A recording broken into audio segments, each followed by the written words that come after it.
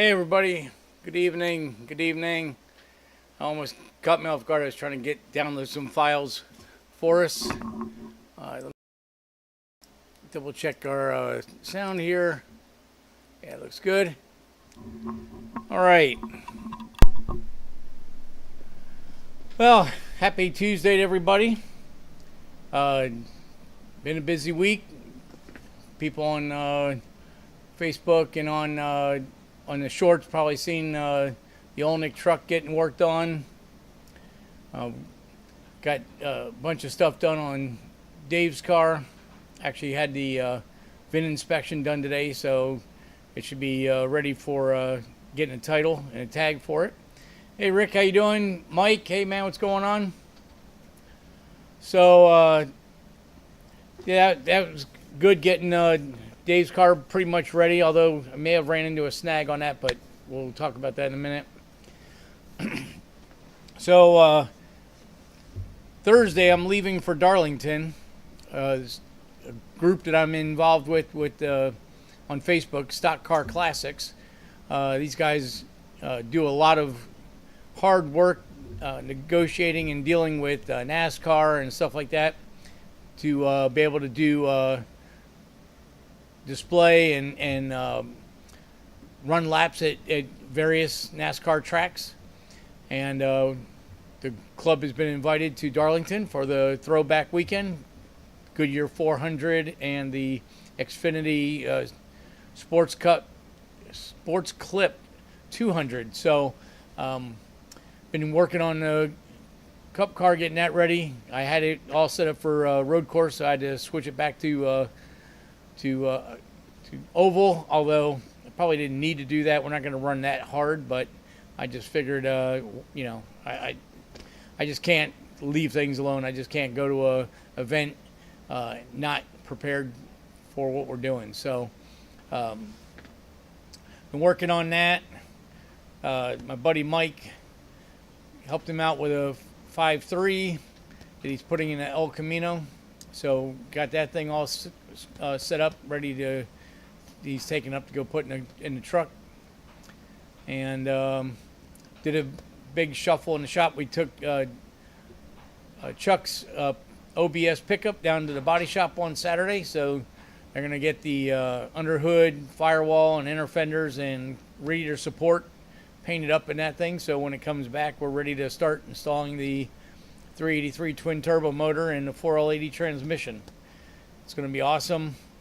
It'll be a while till the truck is finished, but at least we keep the project moving along and free up some floor space since the motor and the transmission are sitting on dollies. So that'll all be coming up soon. So that'll be really good.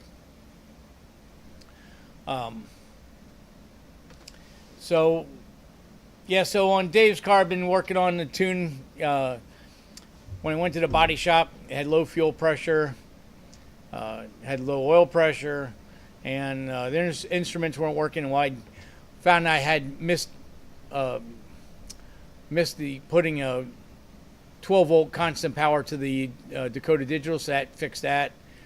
Got the windows working. I think we talked about that last week, but they're all working now. Door locks, the exhaust actuators, started getting a good tune in the car, but I noticed the fuel pressure was constantly not good. And so I switched sensors, still not good. So I went ahead and jacked it up and put a plate on the side of the oil pan, so that's directly from the oil pump, and it's showing the same thing. So unfortunately, I believe best interest, we need to pull that motor back out and see what's going on. Very possible that we got the wrong O-ring on the pickup tube or something like that. I mean, we put the pan on that.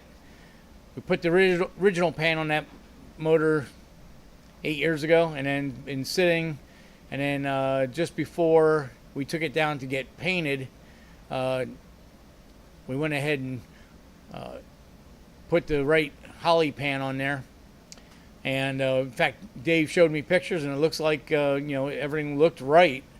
But there's something going on, or maybe it's in the oil pump itself. It was a GM crate engine, but that engine's been sitting for since my buddy Ed bought it from Rick Hendrick, it's probably been 12, 13 years that motor's been sitting. So before we put the motor in for good, we went ahead and pulled the heads just to make sure the cylinder walls looked good and everything. That all looked great.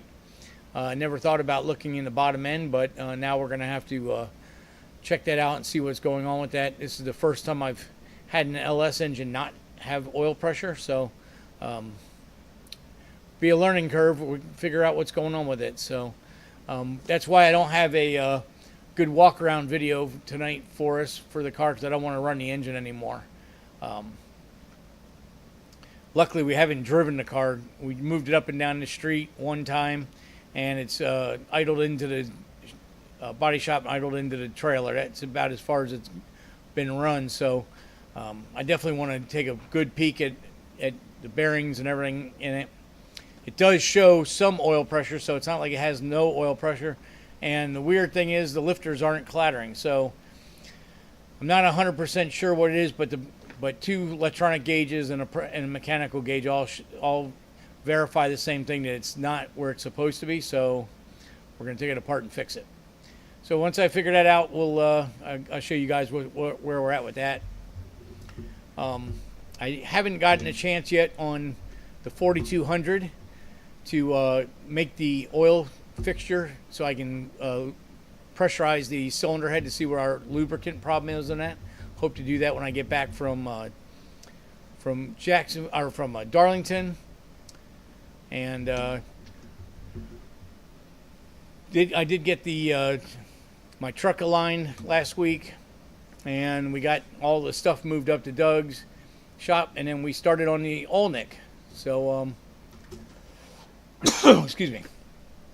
Let me pull that up, show you guys what's going on there. I don't know why I should have had that already set up ready to go.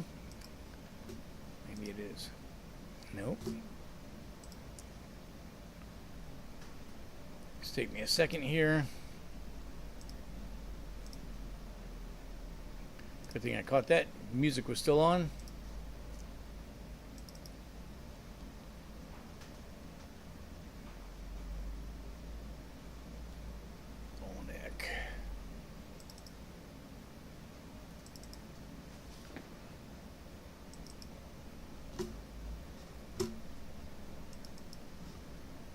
All right, so there's the old Oleynik vintage race car hauler.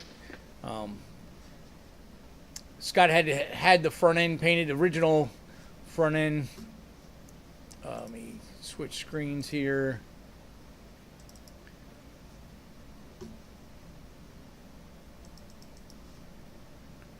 This is how the truck was when we brought it back from Ohio. And you can see the hood was rotted out, had some rust on the fenders, the doors were pretty bad.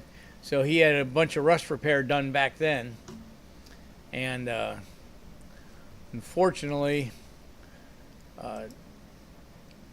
some of it's come back. So here's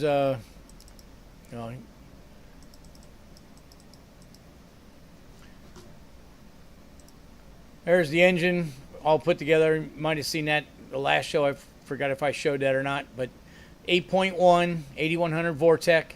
Some people nickname it the big block LS engine because it has cathedral port heads, long runner, tune port intake manifold, coil and plug, cam sensor, crank sensor, just like an LS engine has. So a lot of people have nicknamed this the big block LS, but it's 8100. And this motor, we put a little bit of cam in it, so it should make about 350 horsepower, and I forget what the exact torque was, but it's pretty close to 500 foot-pounds of torque. So the engine is in the truck.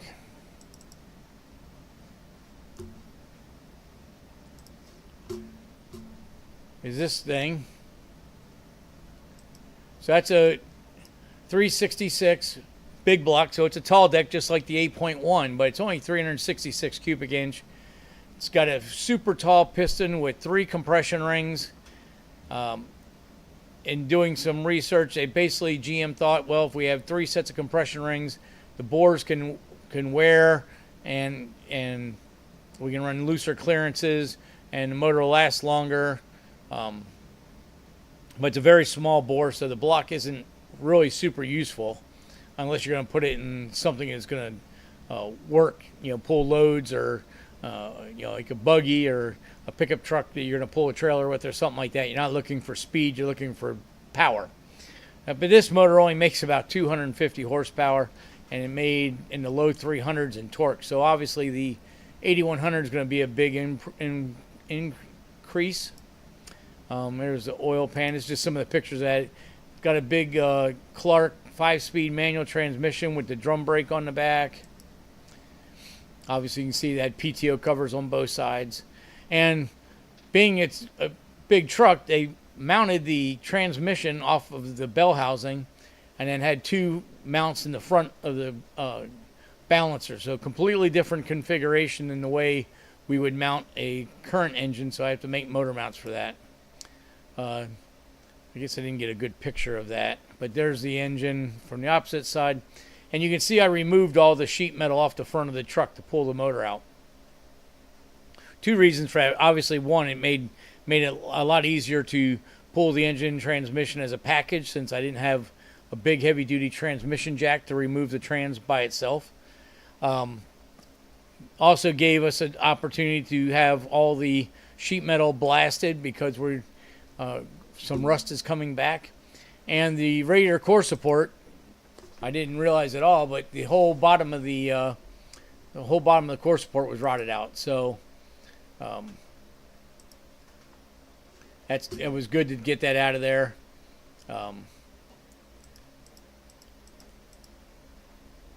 Let's see where we're at here. Okay, so that's that video. Okay. So here's a little video I took when I first started ripping it apart. Okay, so this is the start of the engine installation in the Oleynik vintage race car hauler. I went ahead and removed the front sheet metal already. Didn't get that on film because we were having rain coming and I had to get it done apart so I could stay on schedule. But with the front cap removed, now we can start removing the 366 engine and Fuller 5-speed manual transmission and start installing the 8100 and Allison automatic. So let's stay at it. So so that was the video getting after I had to clip off. Mike says, would the 366 be efficient in a truck that just tows just sometimes, or is it a boat, just a boat anchor? It's actually not a bad engine. I mean, yeah, I mean, for what we're doing, it kind of seemed a little lethargic, but you got to realize we got this 2.5-ton truck with a 3,000-pound car in the trailer, and then, or in the bed, in the box of the truck, and then my 28-foot trailer behind it with a car and a 3,000, 3,200-pound car in the trailer.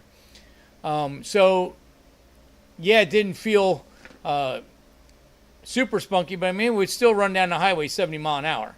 The biggest beef with the powertrain was that with the manual 5-speed transmission, it just was a lot of shifting. Every grade you went up, you had to upshift and downshift. But the engine runs really good between 2,500 and 3,500 RPM. So it would pull pretty hard. And just to let you know, I do have it on Facebook for $750 with the trans, but obviously would take any offers. I hate to store the engine or get rid of the engine when it's perfectly good running. The odometer in the truck shows 34,000 miles, which obviously doesn't show the 100 marker. We were told that at 100,000 miles that Alton James, the guys that were running the Corvette that ran this, they had a big machine shop in Dayton we were told that they rebuilt this engine. Now, I can't verify that, but I will say, except for maybe a crank seal leak in the front of the engine, it ran good. Never smoked, fired up all the time. Ran real well. So yeah, I mean, I think it would be a pretty decent engine. Because even though it's a small cubic inch, it's got a real heavy flywheel in it and a real heavy crankshaft, so it's got a lot of torque. I mean, it would pull this truck pretty darn good, being as small as the engine was. The big thing we started with this was, originally I was just going to pull the Clark transmission out and put an Allison behind this engine. But, then, hauling the load that we haul with this truck, it only gets about 5 miles to the gallon. Again, it's a lot of load. You're talking probably close to, I would have to say, between 35 and 40,000 pounds. This truck weighs when we're running on the highway with it. So the fuel mileage isn't the greatest, but I think with the overdrive transmission behind it, especially in a pickup or a Suburban or a dually or something like that, I think it would make a really good engine, especially if you're taking a small block out. I think it'd be far better than a small block would be. So anyway, that's the big thing on it. Oh, and the other thing about this particular engine is, except for being a tall deck engine, all the accessories take regular big block accessories. The 8.1 is a completely different cooling system and everything else, so that requires special brackets and everything, and that's why the 8.1, a lot of people deem that motor not very good for putting them in cars and stuff, because it requires a bunch of special brackets. And that's another point, is on this 366, it's got a fairly small cylinder head. I bet you could swap those heads out for like a oval port 427 or maybe 454 head, and probably pick up horsepower quite a bit. Because they use really small ports in this thing, because again, they're just trying to make torque was what the main concern was on this engine. So hey Bill, how you doing? So yes, that was where I was at on Monday. Here's another little snippet.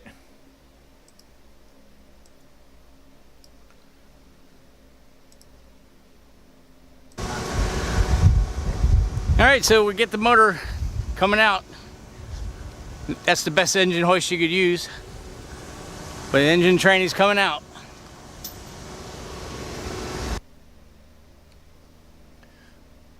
So on this one, you can see the front motor mount, the way they have that shaped. Excuse me. Yeah, so you could see that on that last video. You could see the front motor mount. It's kind of like a early Corvette or 50s cars and trucks, where they had like a horseshoe around the harmonic balancer, and that was the front mounts. So what I was able to do was reuse that front mount, put the 8.1 in with the Allison behind it, and then I was able to use my tilting device and make a jack stand for the back of the transmission and get the angles set exactly where it was before. And I don't have pictures to show you guys tonight, but what I did was I took that transmission bell housing cross member out and was able to move that farther back, drill holes for a regular standard trans mount, and put it right back in with some bracketry I cut out. So that became the trans mount, and then I'm going to side mount the front of the engine just like any newer modern truck would be. So that was, let me see, I'm missing one more video here. Oh, there we are.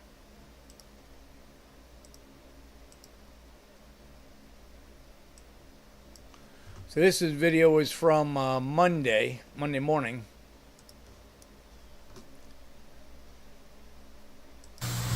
Landis Performance. We got the old engine out. Got everything all pressure cleaned. A little skim coat of black paint, and we're ready to put the 8.1 in.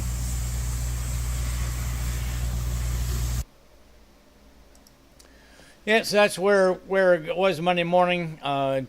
We went ahead and bolted the trans to the engine, got the engine setting in place, and then it started raining, so I didn't actually get any pictures of it sitting in there, but I will have them for everybody next week, with the motors mounted and stuff. You could see, if I go back in this,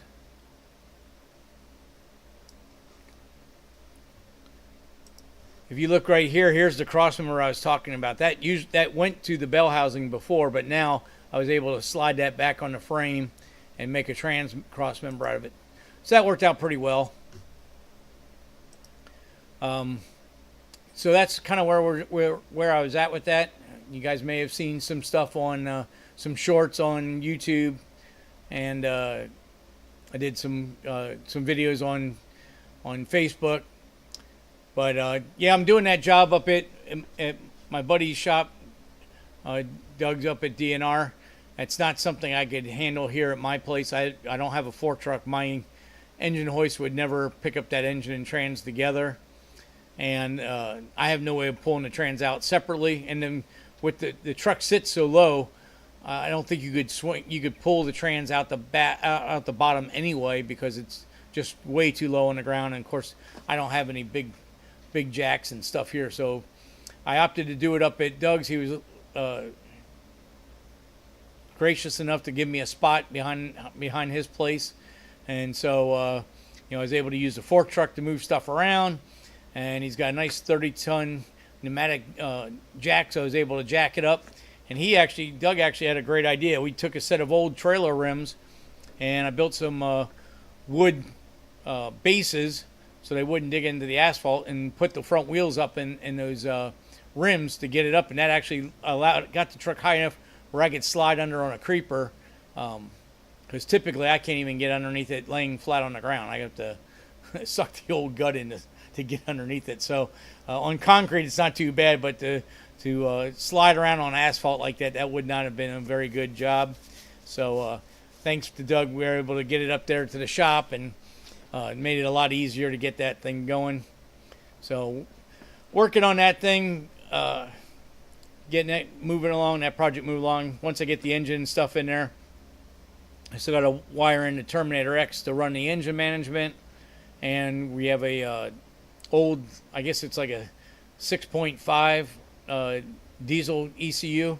I'm not 100% sure what ECU that was, but it's for basically for like a diesel. It's like a standalone TCU, but it's factory GM. There's a guy on eBay, or on the internet, that makes those kits. So that, and he gives you a harness. You can finish off the harness yourself. And then I got a shifter and all that stuff from a box truck company. They make replacement shifters, so we'll have the good shifter for it. And I think with the gear ratio charts that I've looked at, we can get away with just running it in high gear all the time. The truck does have a 2-speed rear end. And if my thought process is right, we still would have the low range if we really needed to climb a hill or really had a heavy load on the back of the truck or something. But I believe it's going to be pretty good. I'm hoping that we can double the fuel mileage, obviously almost doubling the torque, and added horsepower should make the truck much more enjoyable to drive, plus automatic. So that's going to be beautiful, not having to shift it all the time. So that's the update on the Oleynik, and we'll have more on that in the next couple weeks. So I didn't get a whole lot of pictures of this race weekend. I'll show you guys some of the stuff that you probably would have seen on Facebook, but let's see here.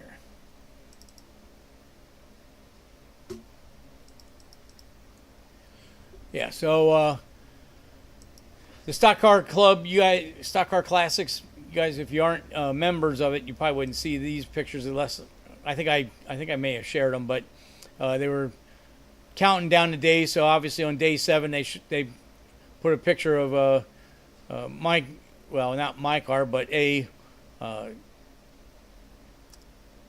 Jeff Bodine Taurus on the track. But these pictures down here in the extra pictures were pictures from my car. So that was pretty cool. They kind of doing that every day. Here's one 8 days to go. So show car number 8. So kind of some cool things the club did. This was just a little event that I started on both Landis Performance and Racer Supply Store, just to let everybody know what we were doing. This was a picture from Darlington's own website, where you can get the Throwback weekend. You could buy, tickets and camping event information and all that stuff. And this is some of the stuff that they've sent us. This is an aerial of the track. So last time I was at Darlington, the museum and all that's down here. And this used to be the start finish. But right after I went to this track, obviously they've made modifications over the years, but now the start finish is on the backstretch. I haven't been there since it was organized this way. But right behind these front stretch grandstands is there's a little parking lot over here. There'll be manufacturers selling, merchandise and stuff like that. But we'll have our 25 cars back here on display all day Saturday and probably most of the day Sunday. And then on Saturday after the Xfinity race, we get to run laps on the track. So that's going to be really exciting. So here's some of the pictures of some of the cars that are actually going to be there. These are all pretty much 4th gen cars and trucks. So it'd be pretty cool. And then here's another bunch of cars. Of course, these are a couple 4th gens here, and then there's some older cars. This 87 is the real original 87. It ran in 49, 50, 51 on the beaches in Daytona. It's the same family owns the car. It's pretty cool. I'll have to get more information on a lot of these cars when we go to the show. I've met these guys on Facebook, but I really we haven't really talked one-on-one or face-to-face or anything like that. So, but just pretty cool cars. This was the last sheet they showed what cars were coming. Of course, we have more now. It's going to be should be 25 all in. So let's see what we got here.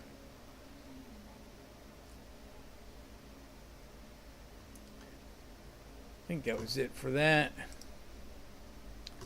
So I've been getting stickers on the car, getting stuff all the beat up stickers and stuff replaced on the car. I did a gear swap in it. I took the 410 out and put a 370 gear in. Just trying to get it all hooked up and get ready for the event. Obviously, I'm going to try to get a bunch of video on the event, and my wife's coming up with me, so hopefully I can assign her some videography work. And I'm definitely going to have a GoPro in car for when we're on the track doing hot laps. So that'll be pretty cool. Had to do a lot of stuff, put water only in the radiator, as any track vehicle should be. Realign the front end, change the control arm roll centers on the left front. Again, we're not going to be racing at race speed, hot lapping at race speed, but I figured why not make it as good as I can make it. So yeah, that'll be pretty cool. I think we're going to get 10 laps apiece on the track. They broke up the 25 cars into 3 groups. So we've got the antique or the cars that are replica cars. They're not the real cars. Those guys are going to do more of a parade lap, probably 40, 50 mile an hour speeds around the track, and then they'll get the rest of us that are in Gen 4 actual Cup and Busch cars. We're gonna split us up into 2 groups, and we're gonna run according to Darlington's paperwork.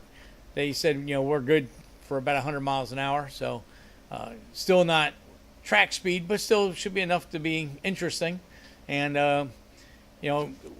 the banter between all the guys in the club is that they try to do a little bit of passing and stuff like that, try to make it entertaining for the fans. But what a great treat, and I feel blessed to be able to be a part of this. I mean, we're actually going there and running. Obviously it'll be after the Xfinity race, so the stands aren't going to be packed. However, it's still going to be a large crowd to run around the track, and being the throwback, maybe a lot of people would stay and watch what's going on. So don't know how that's all going to play out, but it ought to be fun. Definitely probably a once in a lifetime thing for me, being that the car is for sale. So I don't know how much longer I will own it. So I obviously wanted to get on this opportunity and make it happen. So that was it. What I was trying to do when the clock struck 7, I didn't get it done, but I'll just explain what I was going to show you guys. So I was doing while I was up in Riviera Beach working on the Oleynik vintage race car hauler. Another shop called and wanted me to come by and check the tune on one of their cars, and it was a fourth gen Camaro and LS, and they put the Terminator X in there with a big cam and stuff.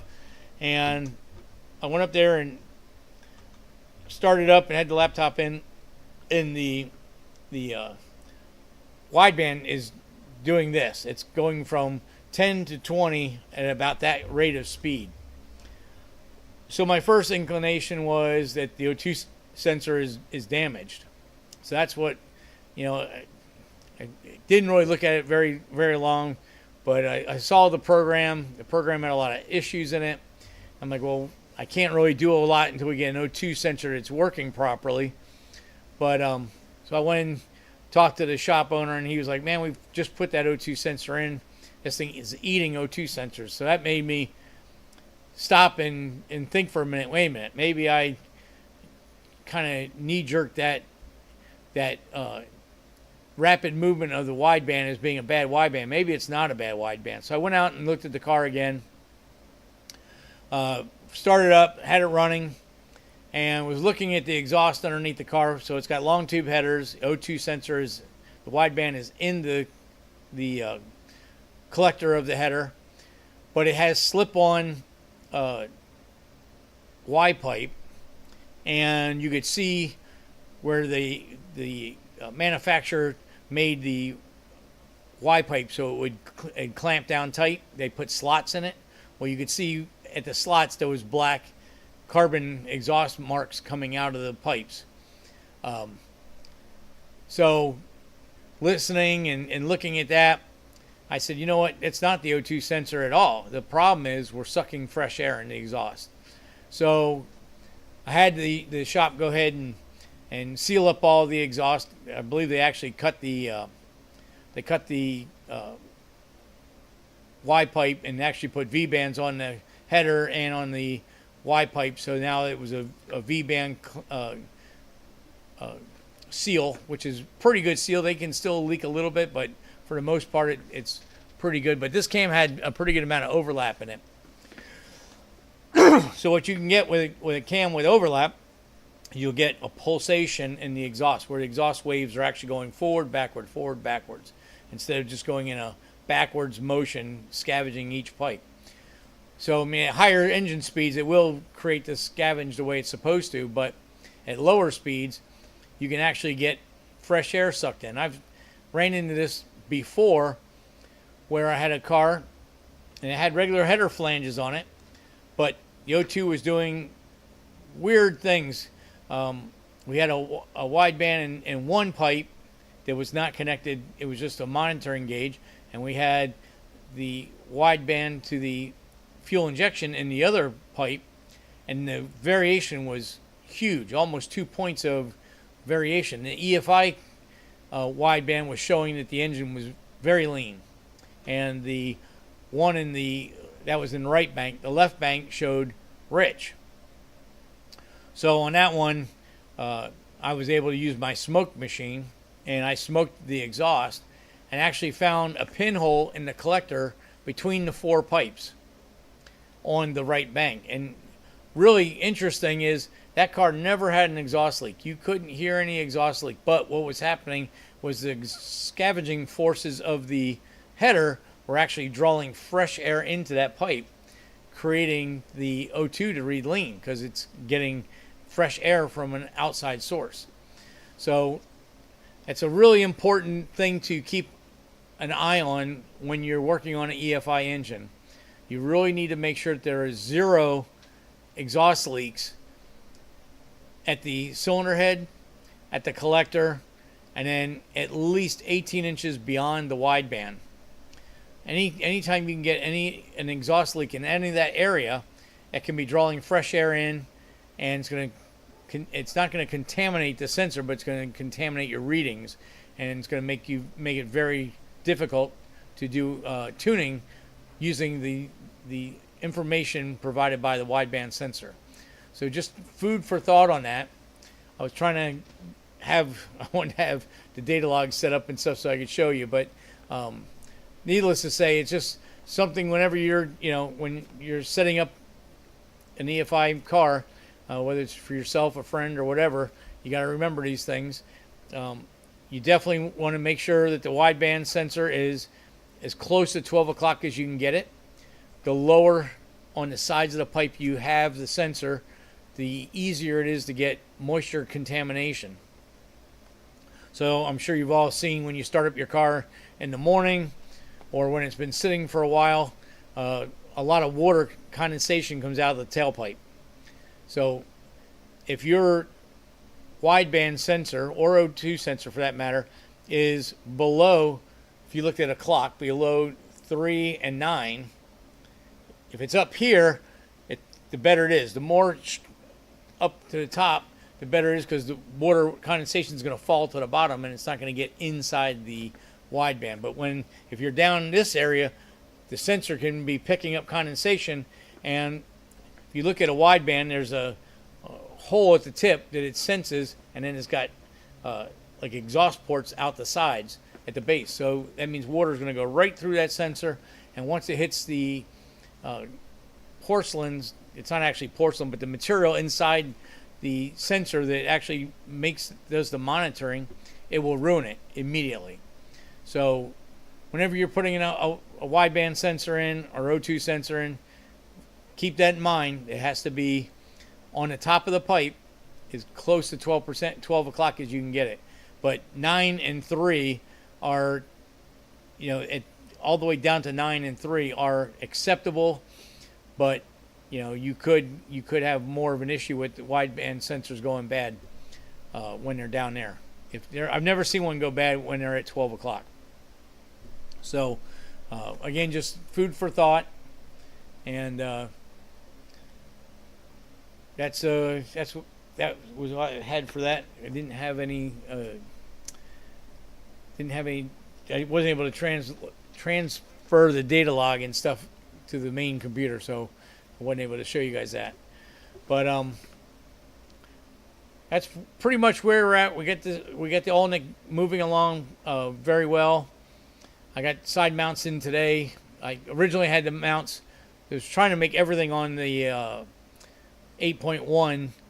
So the motor's like a 2004 3500. So I was trying to make the mounts and everything off of that truck so that it would be easy to order stuff for replacement. But the factory mounts were just not going to be conducive to make them fit in this truck. So I went with it, got an aftermarket setup now for side mounts. They just came in today, so we'll be putting them in tomorrow. And then we'll keep moving along. I got to get new injectors. The old injectors, but they came from the junkyard. They had dead gas and water condensation, and I sent them out to get clean. They couldn't even get the screens out of them, so we're just going to put new sensors in. And like I said, we'll do the Terminator X to run the engine management, and we have the GM TCU unit to run the transmission. That's good. The truck's going to get a mid-length header and new dual exhaust all the way out the back. So that'll be really nice when that gets all said and done. I'll keep you guys up and up to speed on where we're at with that project. Like I said, with Dave's, we're going to have to go ahead and pull that motor back out. That's a bummer, but it is what it is. We can't let the thing run with low oil pressure. So we'll get that apart, figure out what's going on with that. I know I was talking with Chris. He's getting close to getting his car back together. He's got his transmission back from ProMotion transmission guys. They went through it, trying to fix a couple oil leaks that he couldn't seem to get. I got him a Holly pan with the road race baffling kit, so he's putting that in now, and then be able to put it back down and put the engine back in the chassis. He's got it blocked up right now, so that'll be good. Get that thing moving along.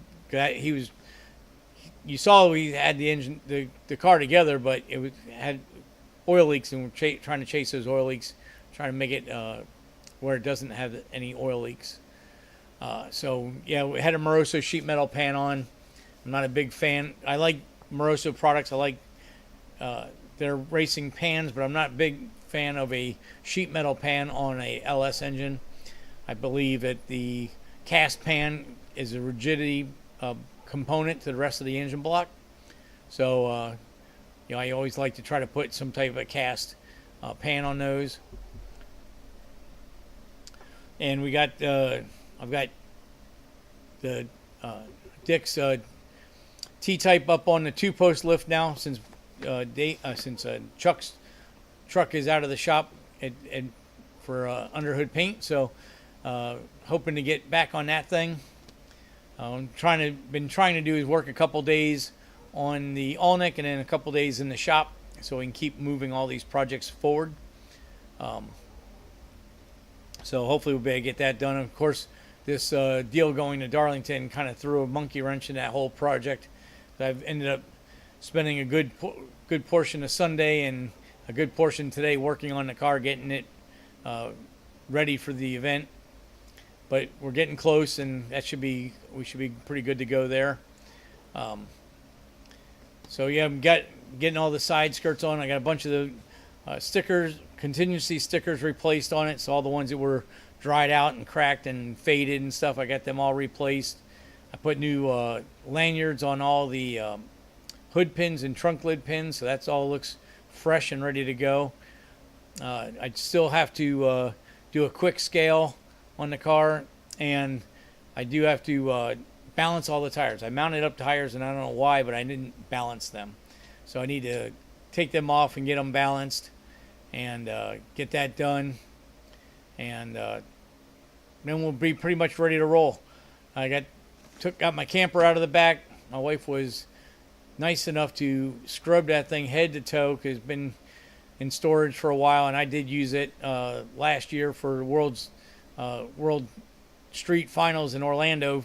I was crewing for Kenny Hubbard, and so I was using it as my hotel room for the weekend. So probably didn't put it back away as clean as I found it. So, but my wife was nice enough that she really got that thing all scrubbed up. So that's in the back of my truck now, and Wednesday night we'll go ahead and load the trailer in the car, and hopefully the golf cart's going to fit in the trailer too. And Thursday morning we leave out for Darlington, so that'll be fun. I'll get some videos and we'll throw some shorts up on the channel, so you guys that have subscribed and you rang the bell, you'll get notification whenever I put up shorts or anything. And if anybody is watching it hasn't subscribe to the channel, it's free, and you'll get notifications on all this stuff whenever we post anything. And just all real good. And we'll be putting together some video for the Darlington event. I've got a bunch of video I got to get caught up on. The Tex Racing gearbox for the NASCAR. A couple other the rim painting and stuff. I've showed you guys on the live show. You guys kind of get a sneak peek behind the curtain because I'll show you what's going on during the week. But I got to get those videos put together and up. And we got Chuck's chassis videos. I got to put that together with all the QA1 suspension and painting the chassis and all that stuff. And then obviously we'll be installing the engine and transmission in that thing soon, so that'll be an upcoming video. And hopefully I can get caught up a little bit here and bring back our tech segments here. But that does lead me to something. We were cleaning the shop on Saturday to do a rearrangement because we moved all the cars all around to different lifts and all that stuff. And my buddy Rick, who's on the chat, he drew me a engineering drawing years ago for narrowing rear ends. So we found somebody had like a description of how to do it, but it wasn't as good as what Rick made.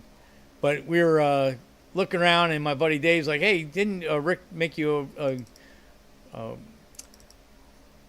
blueprint page?" I said, "Yeah, we got to find where that is. I wanted to show it because we've talked about it a couple times." But so here it is. I'm sure Rick will remember this. Way back in October of '97, he drew this for me. But this is all your geometry math to figure out how the rear end is. So what you do with this type of a setup is you figure out where you want your pinion center line in the chassis, and you use your wheels. Probably copy it out of a magazine. We did copy it out of a sheet, but it wasn't organized the way you organized this one, and made it much easier, all one piece. And it hung on the walls for a long time. Now, unfortunately, the lamination is coming off and it's getting a little bit more beat up. But we are going to hang it back up again in the new shop. So, but what this did, and tell how big it is.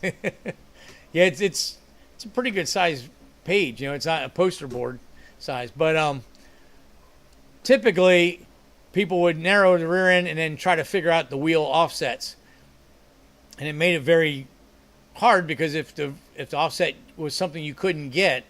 So I found this.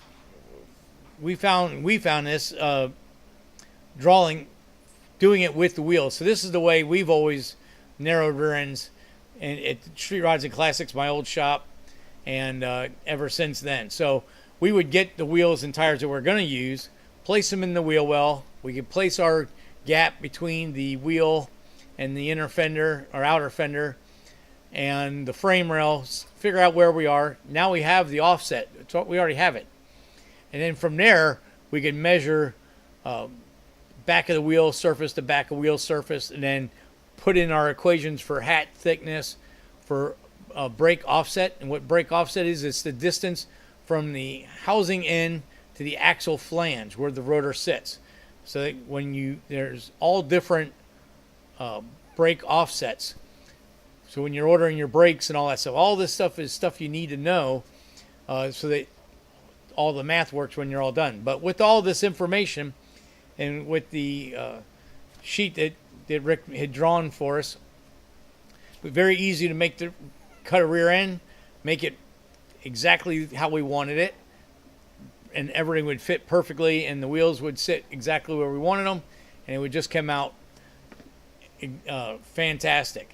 And it made it a lot easier than trying to go back after you buy a rear end housing from somebody, and then you're trying to fit it in the car, and then you got to figure all this stuff out, and then you get to the tires and wheels, of course, now I have a wheel mock-up fixture if you have the tire, but back then we didn't have that stuff.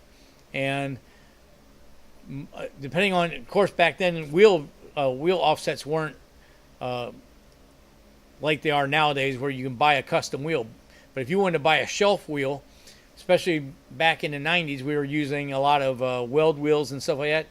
Those wheels were 1-inch offset steps, so you could get a 2-inch, 3-inch, 4-inch, 5-inch. But the thing was, their offsets were actually 7/8. So actually, the 1-inch was a 7/8, and then the 2-inch was a 1 7/8. And so it was really hard to get the right rear end and get the right offset wheel and make it all work. And you'd usually end up with the wheels tucked too far underneath the car, or worse yet, they'd be dragging on the fender and cut the outside of the tire. So we found a design that worked well. Rick laid it all out and made a poster for me, and we had that in the old street rod shop. We actually had a fabrication department where I had a chassis table and all that stuff. So it hung on the wall right there. So while we were setting up the car project, right there was all the math. We didn't have to search for it or anything, and just worked really cool. And I just wanted to bring that up. It's something that Rick did for me years ago, and I still love it, still have it, keep it in good shape. I see Rick says he doesn't have the original anymore. No, but I mean, I guess we could redraw it. I mean, it's still very, you can still read it very good. It's not as clean and pretty as it once was, but still use it. So just wanted to show that to you guys. So that's all pretty much what we had tonight. I guess we call that our tech section for tonight. Once we get into some more, get back into some more car builds, Vet Hawk will be coming up soon, as soon as we see what goes on with the Cup car. I definitely we can show that stuff. Obviously, when I did the Vet Hawk, if you guys remember, probably 30 episodes ago, I showed using the rim tool, where you put the tire that you're going to use, and then you put that on the wheel flange if you already have an axle, and then you can slide the tire in and out, put the tire where you want it, and then it gives you what offsets and stuff, which, like on the Vet Hawk, then I ordered custom wheels with the offset exactly where I wanted it, and that worked out perfect, and they fit, and everything works out great. But like I said, back in the day, none of those tools were available to you. So Dave says, show future location could make Rick shine. Yes, you're right. We will have it on the wall this weekend. Well, we won't be this weekend. Next week we'll have it on the wall. I'll show you where the new home for Rick's rear end narrowing blueprint, where we have it hung up. So it'll be pretty cool. But yeah, so that's kind of the things we go about on this show all the time, is I try to bring out some tech stuff, show you what's going on in the shop. Again, I've shown some other stuff. Once we figure out Dave's, I'm going to show you guys where the issue is with that. I'm not pretending to be a perfect person. People make mistakes.